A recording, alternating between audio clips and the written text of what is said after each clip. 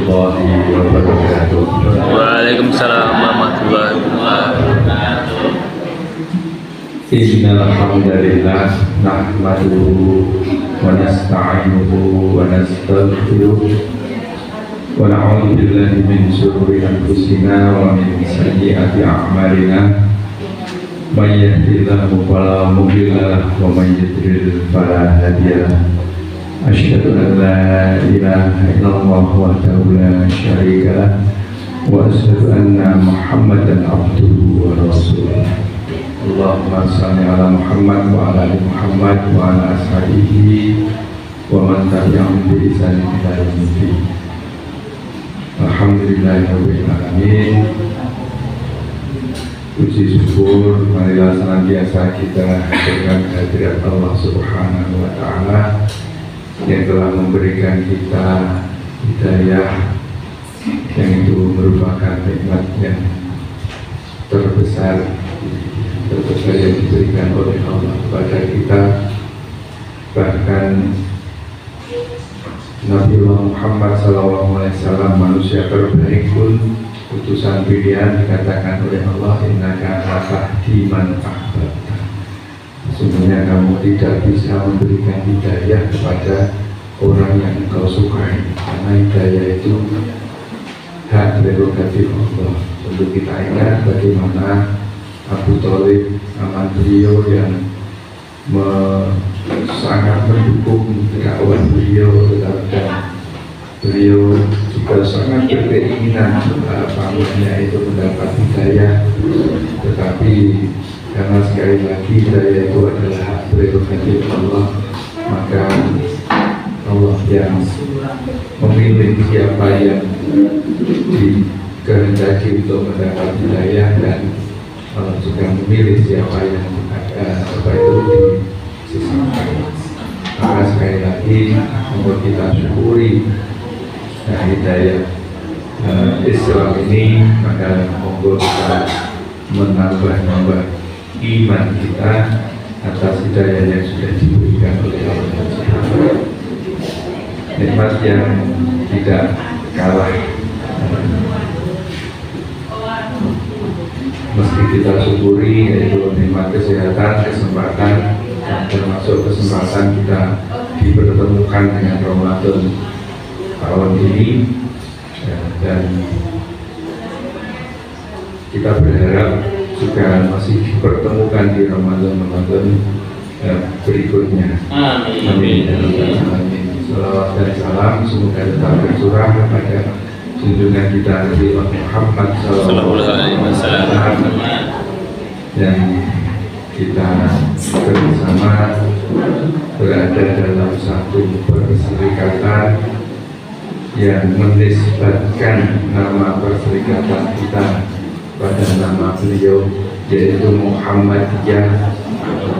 Tetek-tetek yang disebut istilah orang Jawa, supaya kita tercatat menjadi pengikutnya, supaya kita tegak lurus dengan perjuangannya, dan insya Allah kita akan mendapatkan syafaatnya besok di yaumil akhir. Amin. Amin. Alhamdulillah, pada pagi hari ini kami mengucapkan terima kasih kepada kalian untuk ucapan Muhammadiyah, karena dari majelis taklim diberi kesempatan untuk tawasul bil haq, tawasul bersabar dengan Bapak Ibu sekalian di MPK ini, dan alhamdulillah kita masuk di bulan Ramadan, dan kalau kita pahami bahwa syariat Islam ini diturunkan oleh Allah Azza wa Jalla, pencipta dan penguasa alam semesta ini, luar biasanya adalah sesuai dengan fitrah manusia yang lurus, mengandung nilai kasih sayang dan kemanusiaan dalam bentuk yang agung, mudah dipraktekkan tanpa ada kesulitan, dan dapat diterapkan setiap masa dan setiap tempat. Kita ambil contohnya puasa Ramadan itu, walaupun dikutuk mungkin ya, siangnya panjang sekali gitu, ya, malamnya hanya sedikit, tapi tetap bisa dilaksanakan puasa Ramadan itu di negeri Arab yang panas terik dan di negeri dekat kutub yang dingin mencekam, semuanya tetap bisa dilaksanakan. Dan apa yang disyariatkan oleh Allah itu si mampu mewujudkan keadilan dan persamaan manusia secara umum,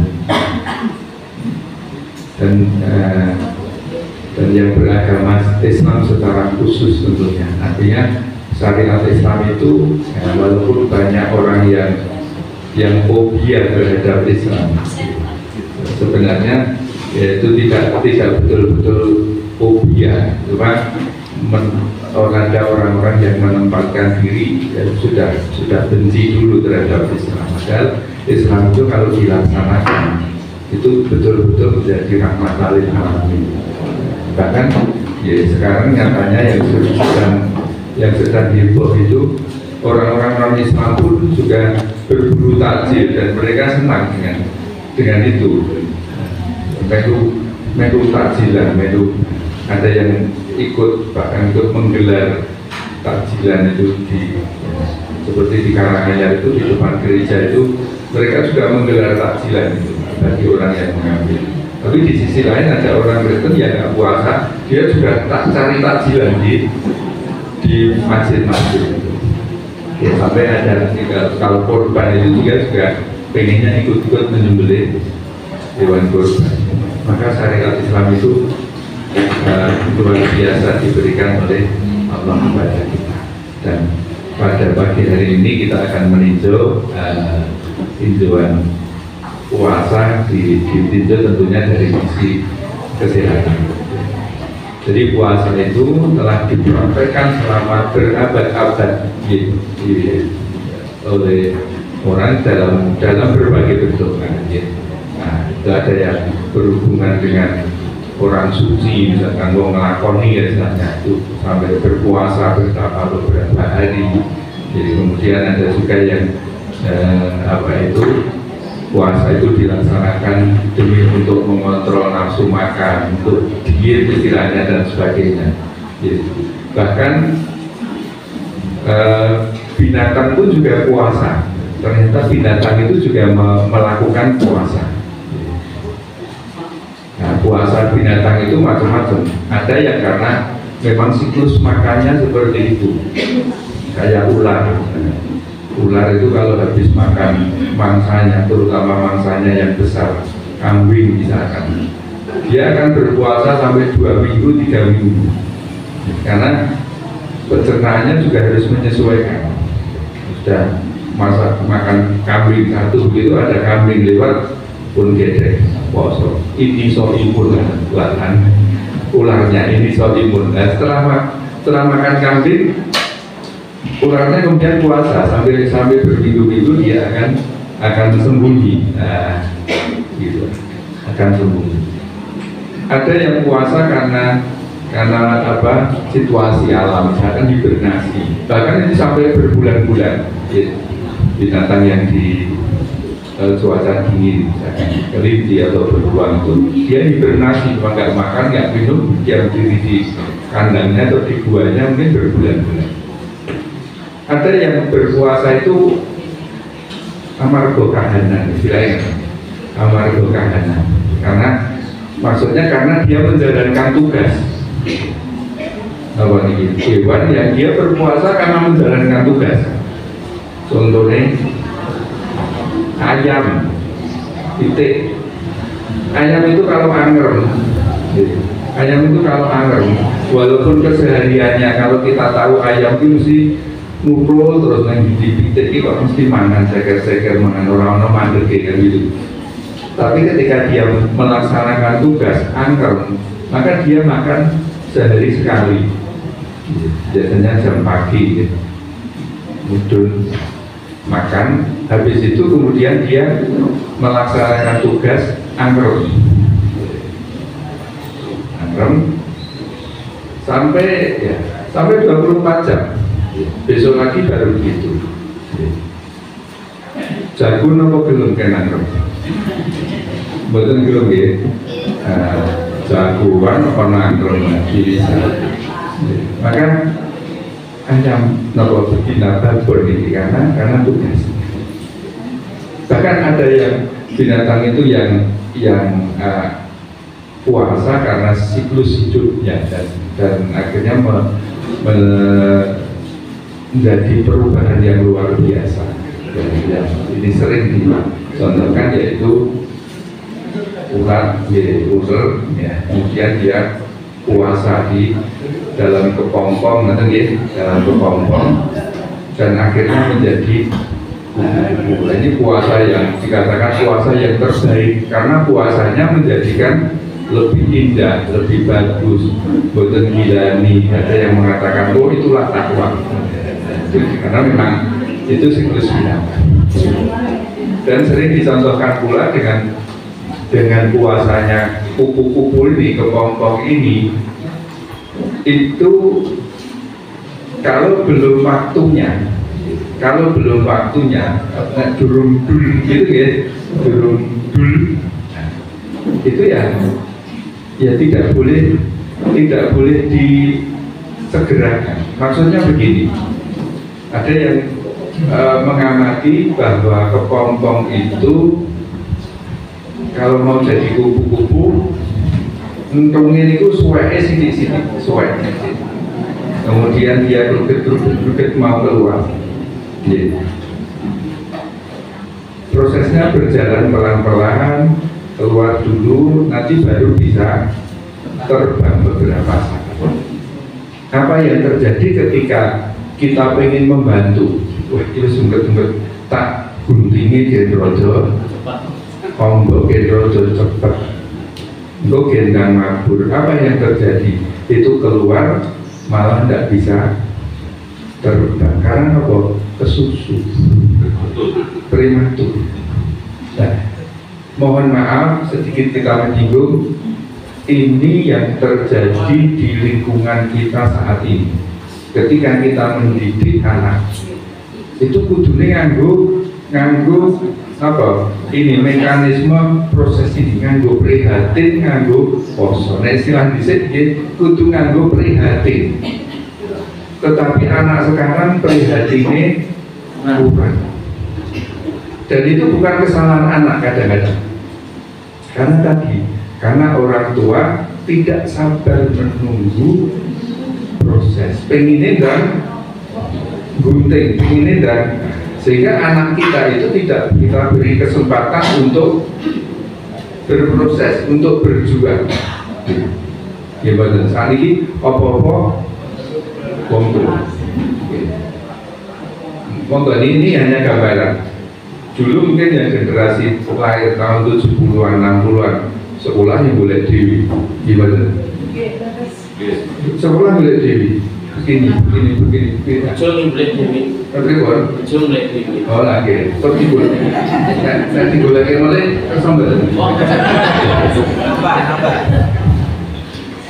Boleh mulai tersambung. Ini mau kita renungkan maksud saya bahwa pendidikan kita itu kadang-kadang mengabaikan ini sehingga anak itu menjadi tidak mandiri. Dulu kan anak itu dipasrai, oh iki kan belum jadi agama ini kan diserai tanggung jawab itu mudah. Nah saat ini kan sulit. Itu pun dievaluasi ngeyel protes. Nah ini sedikit menyinggung tentang puasa. Balik kepada puasa. Jadi untuk fikih puasa Ramadan, insya Allah Bapak Ibu sampun katam, sampun pirsa. Nah, tapi ini puasa dari segi kesehatan. Mari kita tinjau dari situ. Jadi sains modern pun ini banyak yang mengungkapkan tentang manfaat puasa ini. Nah, jadi kalau kita sering kita cari di kata kunci di Scopus itu perpustakaan internasional gitu aja ya, juga di pun London. Itu kalau kita kalau kita searching fasting dari puasa ini akan muncul 156.000 sekian dokumen. Jadi, kalau kita searching nanti puasa Ramadan gitu, nah ini juga banyak juga, ada sekitar 1.775 dokumen. Dan puasa dan kesehatan, nah itu ada 21.000 dokumen sekian. Jadi banyak sekali tentang puasa, dan puasa Ramadan itu sudah dibahas di artikel-artikel kesehatan, bahkan di tingkat dunia. Dan perubahan yang terjadi di dalam tubuh kita berkaitan dengan puasa ini sangat tergantung berapa lamanya seseorang itu puasa. Secara teknis, tubuh kita itu memasuki keadaan puasa ini setelah 8 jam atau lebih. Maka terakhir ini baru akan memberikan efek. Maka kalau atau itu dinilai puasa. Makanya kalau mau cek lab itu kan sampun siang Bu, Pak, sampun. Jadi mulai jam pinten gitu. Kalau kurang dari 8 jam biasanya tidak diterima, ya, tidak diterima. Umumnya 8 jam. Gitu.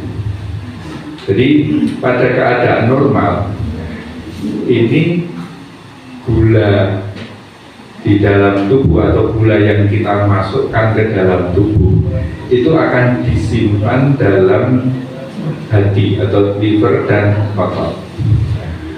Nah, saat puasa ini misalkan ada yang lali apa itu kesupen sahur, niate sahur kok wis adzan, nah akhirnya kan boten sahur, kuat boten, kuat, kuat. Karena apa? Karena simpanan gula ini akan dipecah, yang tadi disimpan di liver dan otot tadi. Nah, setelah cadangan gula itu habis, nah, misalkan tadi kan kita puasa tapi tidak sahur, kemudian tubuh kita memecah atau ludah celengan simpanan gula di dalam tubuh. Nah, simpanan gulanya pun temas pripun. Maka yang kedua itu akan memecah simpanan lemak. Simpanan lemak. Ya. Mungkin lemaknya telas, baru memecah simpanan protein. Contoh kita mengenal komposisi tiga komponen tersebut di dalam tubuh kita. Kita ambil contoh bapak-bapak dengan berat badan 70 kg. Contoh dengan berat 70. Saya 70 kg. Seorang laki-laki. Ya, mengapa dibedakan laki-laki dan perempuan? Karena kandungan lemaknya juga beda. Kita ambil contoh laki-laki mawon. Mungkin ibu-ibu tidak diprotes. Terus nimbang. Terus nimbang ya. Nah, terus nanti minta persaksian. Aku rak ramumu ya Mas. Aku rak ramumu ya. Orang mau ngabur.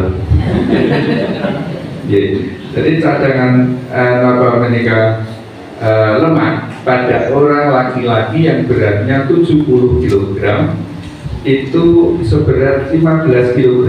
Jadi kalau ada laki-laki berat badannya 70 kg, ini bawa lemak 15 kg. Nah, mulai buatan wani.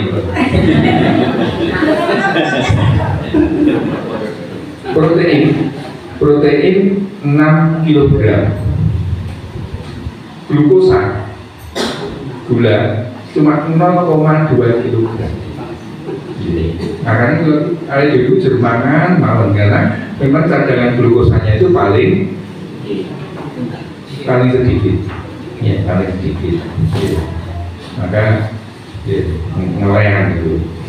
Maka tadi urutannya yang dipecah pertama kali adalah glukosa. Kalau glukosa habis, memecah lemak.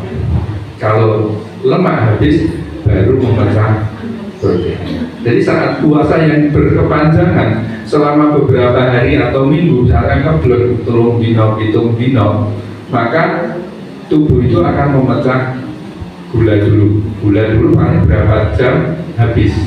Dia akan memecah cadangan lemak. Lemak entek, maka dia akan memecah protein. Sehingga apa? Orang kalau sampai memecah cadangan protein karena puasa beberapa hari, mesti jadi kurus. Tapi kalau puasa kita itu ada yang kurus, tidak ada. Nah, perlu tambah karena bersyukur balas dendam lebih kejam, pembalasan lebih kejam. Jadi kalau beberapa hari, misalkan katakanlah orang Afrika, beberapa penduduk Afrika yang memang makanannya kurang, orangnya kurus-kurus karena dia asupannya kurang, cadangan lemak sudah dipecah, maka akhirnya memecah cadangan protein, maka akhirnya tinggal long lead. Long lead tersangkir. Jadi mana diteruskan long lead tot. Balung kulit karo untut. Nah, ada tak rasa untut repot. Jadi maka sekali lagi kita sampaikan bahwa syariat Islam itu tadi kita matur di awal sangat sesuai dengan fitrah manusia. Maka puasa di dalam Islam itu 12 sampai 14 jam. Kisarannya kan begitu. Kisarannya begitu. Dan itu pun oleh Nabi disyaratkan, disunahkan menyegerakan berbuka dan mengakhirkan sahur. Wah, aku kuat loh, di orang itu kuat. Dia kuat, tetapi tadi tidak fisiologis, tidak sesuai dengan fitrah. Maka misalkan orang-orang yang tadi dengan tujuan tertentu, misalkan aku akan mengurangi lemak di tubuhku, itu caranya piye ya? Itu caranya. Yang pertama tentunya ya ditawa-tawa ke sing gelem sapa. Kanten-kanten sing gelem ya pun saged pun jupun dhewe ngoten nggih. Tapi kalau nggak bisa ya sudah kita berpuasa. Puasa yang tadi akhirnya puasa berapa jam bisa menikah memecah cadangan lemak tadi. Ini ampun diterus ke poso ngebleng karena nanti yang dipecah protein, jadi tidak sehat. Yo kuru nih nggak sehat. Tapi kalau yang dipecah lemak berat badannya turun tapi tetap sehat. Jadi puasa di dalam Islam itu sekali lagi itu fisiologis karena dia akan bisa menghabiskan cadangan gula, kemudian juga dapat mereka memecah protein. Nah, inilah manfaat, salah satu manfaat puasa, ya bisa menurunkan berat badan, bisa memecah lemak, yang akhirnya banyak toksin-toksin, banyak racun itu yang disimpan dalam bentuk lemak, sehingga otomatis ketika lemaknya itu lemak, simpanan lemak itu dikeluarkan, dipecah, maka ya otomatis toksin-toksin tadi, racun-racun tadi juga ikut keluar. Parameter yang tampak, kalau racun kan sulit dideteksi, parameter yang tampak ya kolesterolnya akan turun, trigliseridnya akan turun, termasuk tekanan darah turun dan sebagainya. Dan nanti ada yang protes, kok dari poso itu tensinya turun kok, ini malah munggah lagi dengan poso mesti nesuan lah ya. Sayur cocok nesu, bukone cocok nesu dengan ini poso ya orang kaget, cuma menahan lapar dan dahaga. Maka kalau diperinci nanti puasa itu banyak manfaat yang didapat dengan puasa, memperbaiki semua. Namun fokus pada pagi hari ini kita akan meninjau yang mungkin jarang ditinjau, ya, dari segi mungkin tadi lemah, kemudian pencernaan dan sebagainya sudah banyak yang meninjau. Tapi ini kita tinjau, kita fokuskan pada pagi hari ini. Puasa kaitannya dengan perbaikan otak. Ini. Jadi puasa ini berpengaruh baik terhadap tubuh dan kesehatan manusia. Ya, termasuk juga berpuasa itu akan berpengaruh baik terhadap otak dan fungsinya. Ya. Kalau kita kembali kepada tujuan perintah puasa Ramadan adalah tercapainya derajat takwa. Tercapainya derajat takwa. Derajat takwa itu tidak seperti pencapaian kalau wisuda, nanti takwa sudah dari itu karepmu kan gitu. Takwa itu adalah sebuah proses yang dinamis. Betul kayak tuku barang, tuku dadi, tuku dadi, tuku takwa, atau beli ijazah. Enten betul sing jual beli ijazah. Enten baik. Enten. Kita diusut nih.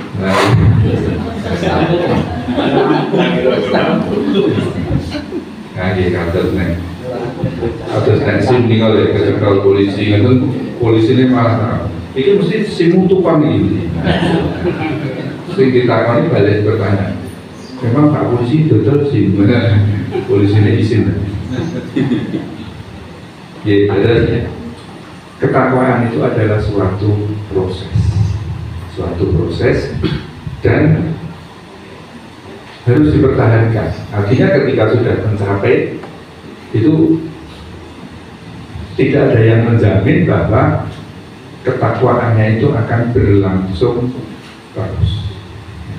Nah, kalau tadi di tingkat pendidikan, walaupun di wisuda jadi insinyur, sesuatu tekan situ kita tetap insinyur bisa.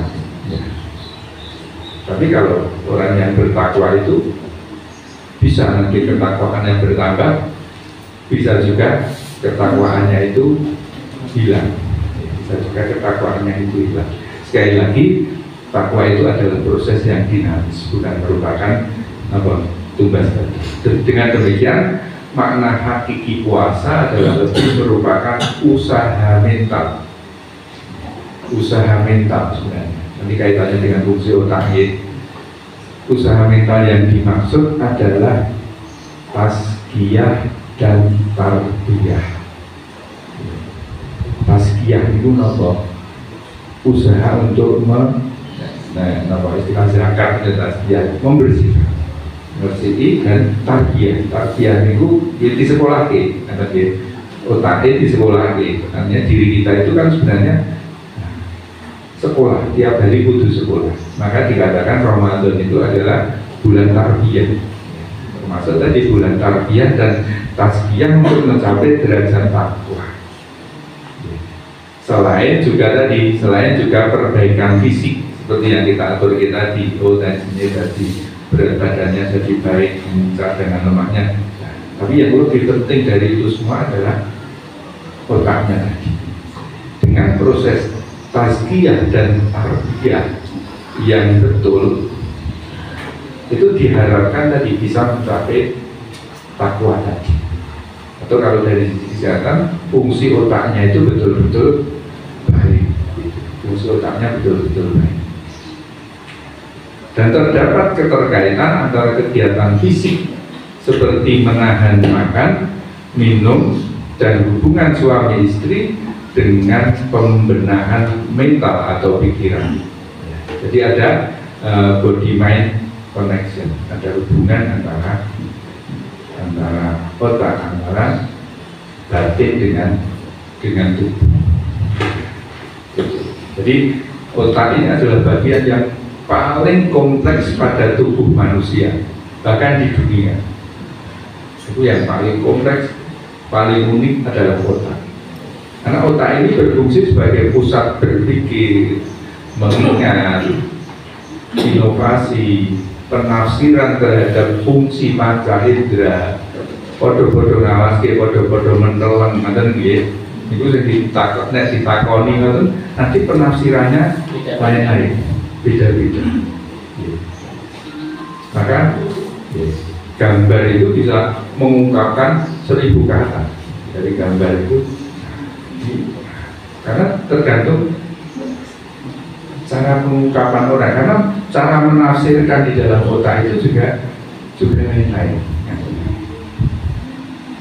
Kemudian otak itu merupakan inisiator gerakan tubuh dan merupakan pengendali perilaku itu dari otak. Menurut saya gampangannya kan, orang yang semula hentikannya lancar, teteh, bahkan cenderung galak atau berbanter, kemudian gerakannya lincah, ketika dikurangi oleh Allah kenikmatannya, ada bagian otak yang tersumbat atau pecah pembuluh darahnya yang kita kenal dengan namanya stroke. Itu nanti manifestasi klinisnya, wujud yang di luar itu bermacam-macam. Mohon maaf, ada yang seketika itu mendadak tidak bisa bicara, ada yang lumpuh setahun, ada yang sekedar lidahnya mincong dan belo tetapi masih bisa berjalan. Itu sesuai dengan area yang kena, posisinya di mana, luasnya seberapa. Itulah kita bisa tahu fungsi otak manusia. Dan bahkan otak itu yang akan menentukan siapa diri kita dan kualitas kemanusiaan kita. Itu otak kita. Segurunge bodoh, mungkin timbangannya dedek piateknya diukur secara fisik sama, tapi yang membedakan nilai kualitas seseorang nanti akhirnya apa? Otaknya. Itu konon kabarnya orang Indonesia itu otaknya paling mahal karena orisinil atau dibu. Kabarnya seperti itu. Wah, nah itu sih waktu itu kerak malam gitu, and ranking gitu. Nah itu fungsi otak yang sedemikian penting, sedemikian sentral kan. Dan otak itu melayani fungsi penting kehidupan melalui indera penglihatan, penciuman, sentuhan, rasa, pendengaran. Nah, ini itu kan jendelanya semuanya. Terus yang menerjemahkan, yang mengasosiasi, menyingkronkan, semuanya itu otak. Ada yang ngerti COVID. Nah, ini rasanya nggak gitu, nggak berasa, nggak bisa mencium, nggak bisa mencium. Soalnya belum punya istri tadi ya Mas.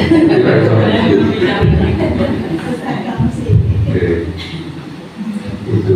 Tetapi kita tahu bahwa biasanya kan gitu, misalkan mata kita ditutup, kita makan sesuatu, ketika panca inderanya itu normal, ini gitu. Walaupun ditutup, tapi ada satu keadaan, satu kondisi di mana tadi makan itu rasa merasa seperti tadi ketika kena COVID dan sebagainya. Tapi karena otak kita masih berfungsi, masih berjalan, jadi bisa maksudnya. Oh ya, yang cuma rasanya jadi panca indera tadi yang adalah otak. Dan otak itu mengontrol pikiran, memori, gerakan tangan, kaki, serta fungsi semua organ tubuh. Sehingga otak adalah struktur yang sangat terorganisasi, ya, yang ini terdiri dari ratusan miliar sel saraf, ratusan miliar, ya, itu sel-sel saraf atau neuron yang berhubung membentuk namanya sinapsis, ya, sambungan-sambungan itu. Yang sinapsis itu jumlahnya ribuan triliun, ribuan triliun. Banyak faktor yang mempengaruhi fungsi otak, antara lain faktor genetik. Ini orang yang ini. Jadi ada orang yang lahir itu wis dikutuk menjadi orang cerdas, lahir itu wis dikutuk. Jadi ini tidak bisa dimereni secara genetik itu seperti itu. Ada yang pengaruhnya itu, ada yang dipengaruhi oleh psikologi kejiwaan, lingkungan, makanan dan minuman. Nah, maka tadi kaitannya kalau dengan pernikahan, nek milih calon itu kudu diukur, ditimbang bibit bobot. Itu ya supaya nanti ya, generasi berikutnya juga ada yang pilihan yang lain. Jadi karena otak adalah yang mengatur tubuh, mental dan perilaku manusia, maka ketika orang yang berpuasa tadi, maka otak adalah target utama dari puasa. Otak itu target utama dari puasa yang bisa tadi mengantarkan kepada takun, takwarut atau tidak itu bukan tergantung fisiknya, bukan tergantung dia kuat nahan makan dan minum atau tidak, tapi ternyata ini yang penting. Maka Nabi juga mengatakan Allah tidak berkehendak orang menahan lapar dan dahaga, tapi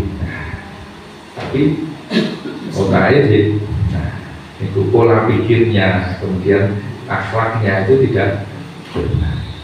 Sehingga puasa ini merupakan sarana untuk memperbaiki tubuh manusia, karena puasa mewajibkan hati yang bersih, niat yang ikhlas dan perilaku mental yang baik agar memperoleh hasil yang optimal atau takwa.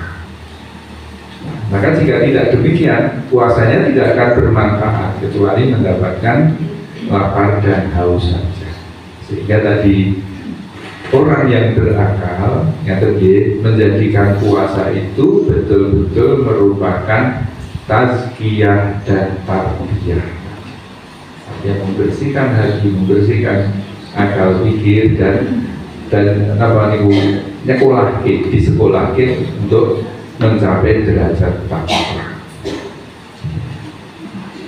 Secara umum kita mendapat pelajaran kan, takwa dapat diraih dengan mengikuti segala perintah Allah, membenarkan dan menjalankan petunjuk Allah dan Rasul-Nya, menjauhi larangan Allah dan Rasul-Nya, menjauhi setan dan kroni-kroninya, serta menahan diri dari keinginan hawa nafsunya. Karena sebagai menjalankan perintah, larangan, ngedoi setan dan kroninya.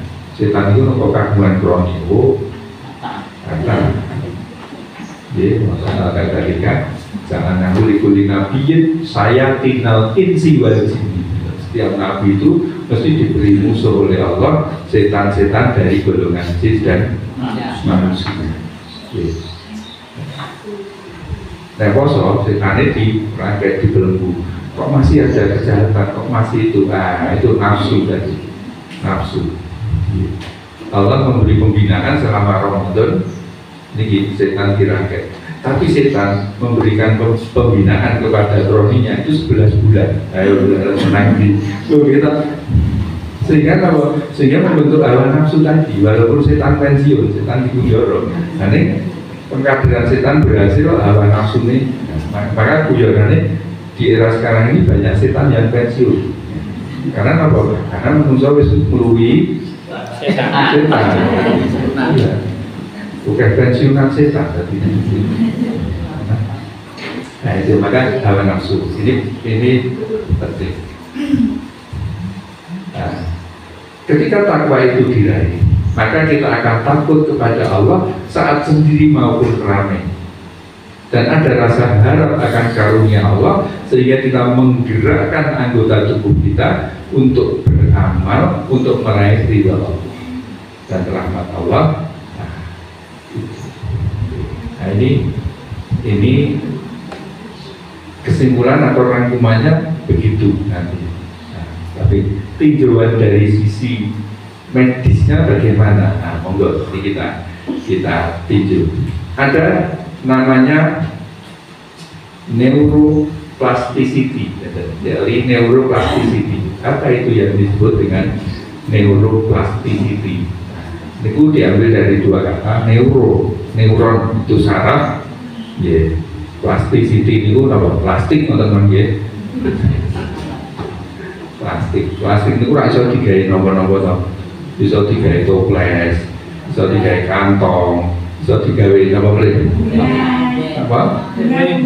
Bunga-bunga bisa digawe. Nah, plastik itu luas, plastik itu luas, bisa juga. Nah, neuroplasticity itu maksudnya adalah perubahan di dalam jalur-jalur saraf.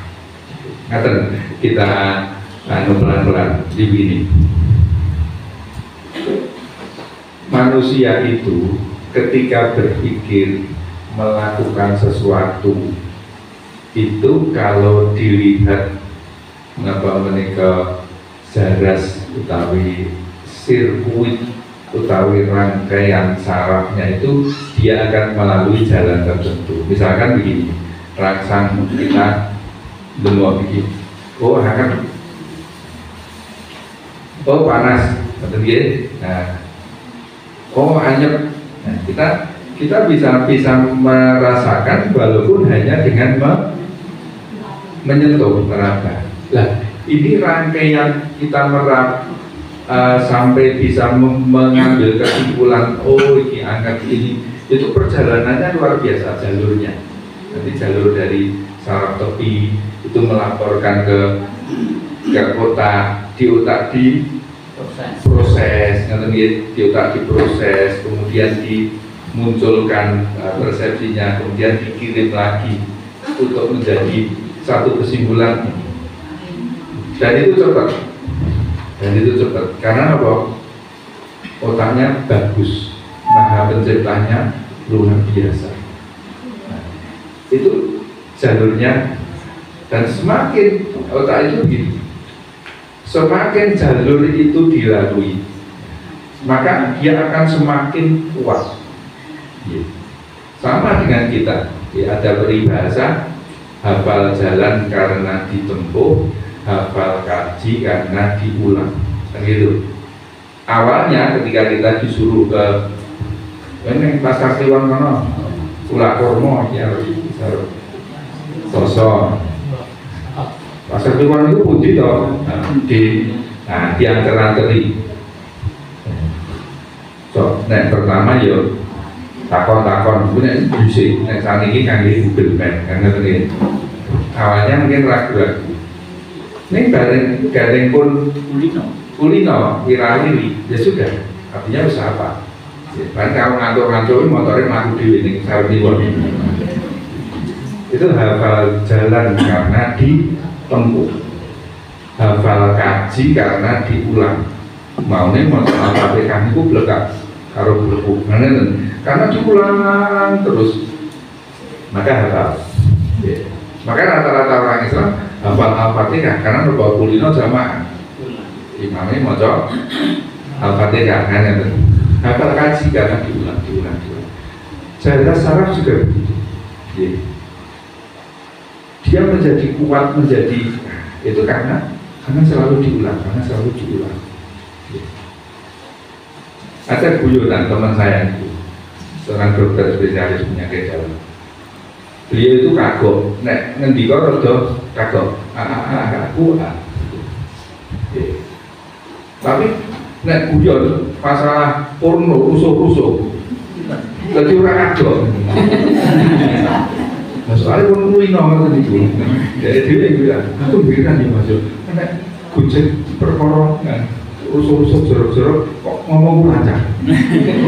Bicara tentang ilmiah kok jadi kagok.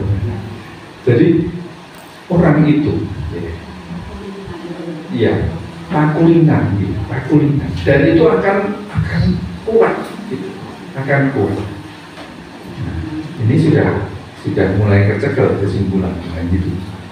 Orang itu kalau kesehariannya melakukan sesuatu, berpikir sesuatu, dan dia tentu itu saja, maka jarak dia untuk pun hafal, mengerti.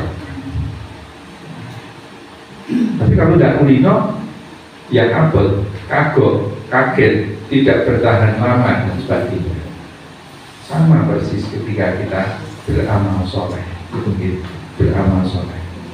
Kalau terbiasa kita lakukan, maka jarasnya itu akan menjadi kuat. Jaras itu alur, lintasan itu akan kuat, dan raganya akan ke situ terus, kecenderungannya akan ke situ terus. Kalau tidak. Dan teori neuroplasticity tadi satu lagi itu tadi kan sudah umum, artinya oh iya kalau itu dilakukan terus-menerus akan kuat, kalau enggak lemah. Satu lagi bahwa kebiasaan baik atau buruk misalkan yang itu dilakukan secara terus-menerus, maka dia akan menjadi kuat dan melemahkan jalur yang tidak pernah atau jarang dilakukan. Jadi begini intinya, kalau di luar Ramadan kita itu tidak pernah baca Quran, orang tahu pengajian, orang tahu ngeten.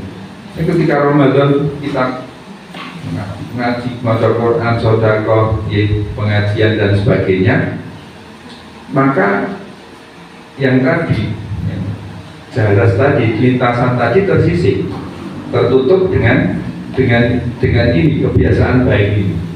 Tapi nek wis Ramadan bubar iki ya bubar, maka lintasannya tadi akan kembali lagi yang kuat itu.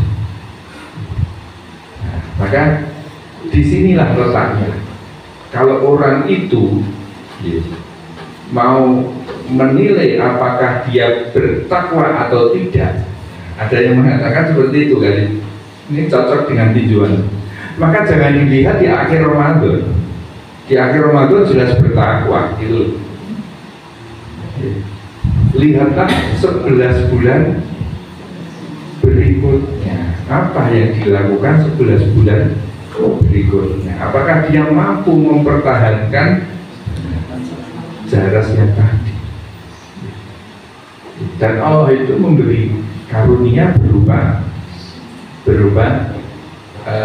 tadi perbaikan saraf-saraf itu. Karena begini, teori yang lama orang itu kalau sampai pada umur tertentu karena perkembangan saraf tadi yang sampai tadi. Oke.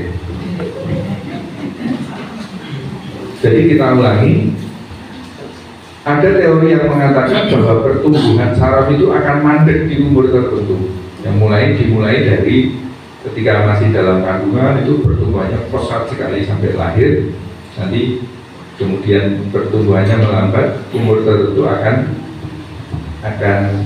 mandek. Tetapi laporan yang terbaru pada orang yang itu berumur 70 tahun dari penelitian itu ternyata ada neurogenesis, ada pertumbuhan saraf-saraf baru. Dan ini dimungkinkan dengan adanya teori seperti tadi. Ketika seseorang itu membiasakan dengan kebaikan membentuk jalur baru dan gitu, itu maka otaknya itu tidak mandek. Itu pula yang disampaikan oleh Nabi bahwa ketika orang itu banyak membaca ayat-ayat Allah, banyak memurojaah itu, maka itu sebagai obat yang mencegah kepikunan. Maka kita orang Islam itu diajarkan oleh Allah untuk senam otak setiap hari. Senam otak itu berikut: pagi itu pikir pagi dan sore, pikir pagi, sore, malam. Loh, masa pikir itu mikir betul? Mikir dan mengaktifkan jaras tadi. Sedina sholat ping 5. Sholat itu mikir betul, mikir. Nah, kudu apal rakaate, kudu ngerti bacaane, kudu milih sing surat apa sing diwaca kan gitu. Terus nah, walaupun apa favoritnya kulhu apa wae mungkin, tapi itu mikir gitu. Orang-orang Muslim itu memang menghargai betul bagaimana anugerah berupa otak. Dan mungkin membaca Al-Quran yang itu dihargai oleh Allah satu huruf 10 kebaikan. Ini orang Islam. Maka yang paling mahal itu ternyata bukan otaknya orang Indonesia tadi, itu otaknya orang Islam. Karena setiap hari dipakai, setiap hari diaktifkan, setiap hari berusaha untuk menambah dan menguatkan jarak. Dan ketika seseorang itu mampu menjaga terus, itulah yang disebut takwa.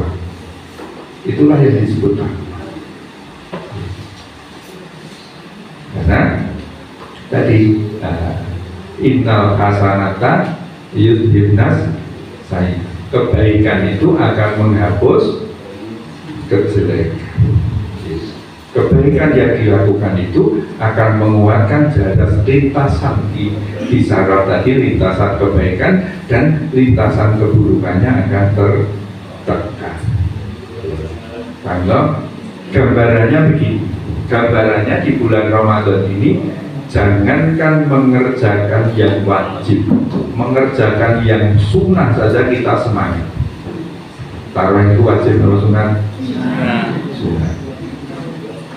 Nek kelangan tarawih gelem boten? Gelem. Ini boten gelu to.